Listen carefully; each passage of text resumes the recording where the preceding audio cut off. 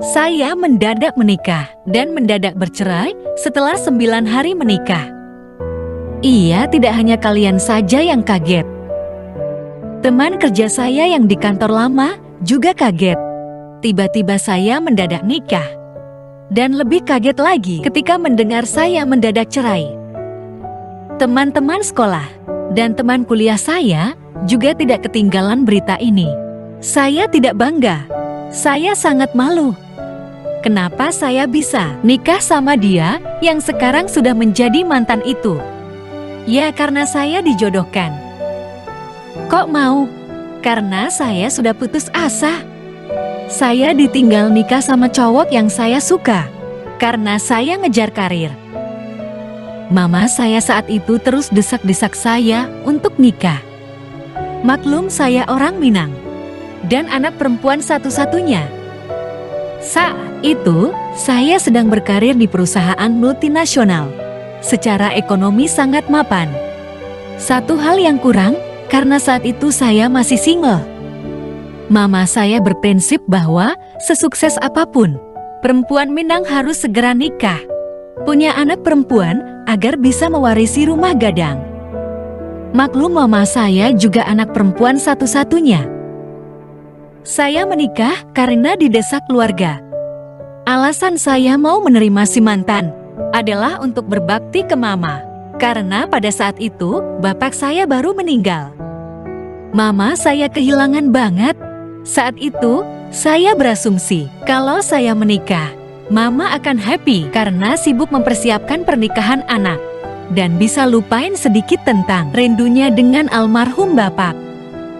Jujur saat pertama lihat foto si mantan, saya sudah feeling digai. Saya lihat dari berpakaiannya. Saat persiapan menikah pun kita hanya telepon, membuat dugaan saya makin kuat. Mendengar cara bicara dan cara dia berkomunikasi. Pertama kali ketemu pas kita mau nikah saat itu, saya hancur-hancuran banget. Dugaan saya dia gay. Makin kuat saat itu, saya mau bunuh diri. Merasa paling malang. Baru aja ditinggal oleh almarhum bapak. Saya juga harus nikah dengan laki-laki gay yang tidak saya cintai. Padahal saat single, saya sangat jaga diri. Pernah sih pacaran, tapi nggak pernah lama-lama. Paling jauh hanya pegangan tangan. Itu pun jarang, kissing aja belum pernah. Saat itu, ada kepikiran mau kabur juga. Tapi saat itu, di rumah lagi ramai banget, mempersiapkan pernikahan saya. Satu-satunya alasan saya tetap tinggal adalah mama. Kalau saya bunuh diri atau kabur, maka mama akan hancur. Jadi saya bertahan sampai pernikahan. Saat itu, saya beranggapan itu adalah pengorbanan untuk mama. Singkat cerita, kami menikah. Tapi anehnya, tidak seperti cerita teman-teman saya. Biarpun tidak saling kenal atau saling cinta, laki-laki tetap nafsuan sama istrinya. Tapi yang ini enggak. Boro-boro mau disayang. Dianya justru kabur subuh-subuh. Alasannya pergi ke rumah keluarganya dan tengah malam baru balik. Kakak sepupu saya sampai nangis karena melihat kelakuan si mantan. Kok kayak nggak suka sama saya?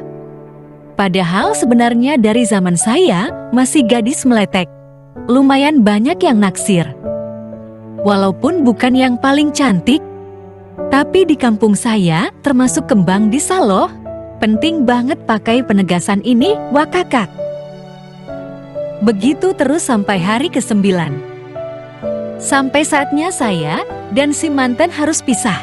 Sementara dia balik ke kota tempat bekerja dan saya juga. Kita kerja beda pulau. Dan kita nikahnya di kampung kami. Satu kabupaten, beda kecamatan. Pas balik ke tempat kerja, teman-teman kerja saya pada kaget karena saya kurusan banget. Padahal libur hanya 15 hari. Teman-teman pada ganggu. Kirain saya kurusan karena capek enak-enak dengan suami. Padahal saya kurus karena makan hati. Setelah 2 hari pisah, Si mantan jadi sulit dihubungi. Plus, kalau dihubungi dia marah-marah, banyak drama, dan ngomong kasar. Saat persiapan nikah pun sebenarnya juga gitu. Saya seperti ada mendapat kekuatan. Diam-diam saya minta tolong adik dan teman untuk selidiki dia. Saya ingin membuktikan bahwa dia gay. Ternyata benar saudara-saudara.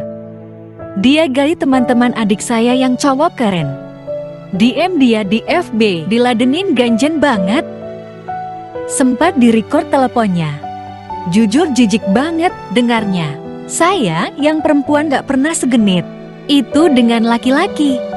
Akhirnya saya memberanikan diri ngomong ke abang kandung kalau saya mau cerai.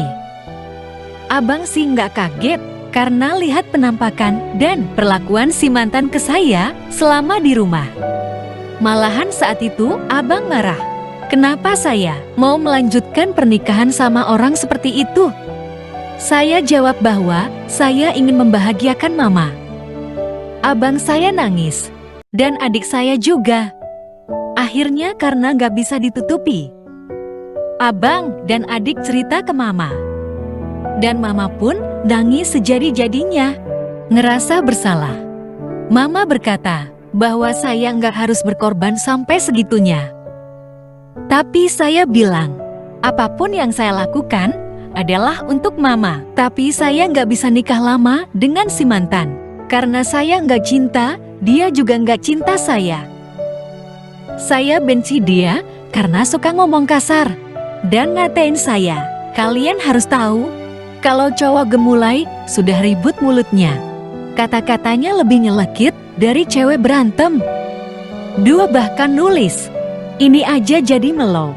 Singkat cerita, saya memberanikan diri menggugat cerai dari kantor Pak di kota saya kerja. Saat itu, banyak banget drama dari dia. Playing victim dan keluarganya meneror keluarga kami. Si mantan berasal dari keluarga besar dan terpandang di tempat kami. Sementara kami hanya keluarga kecil. Dan saya juga nggak punya bapak.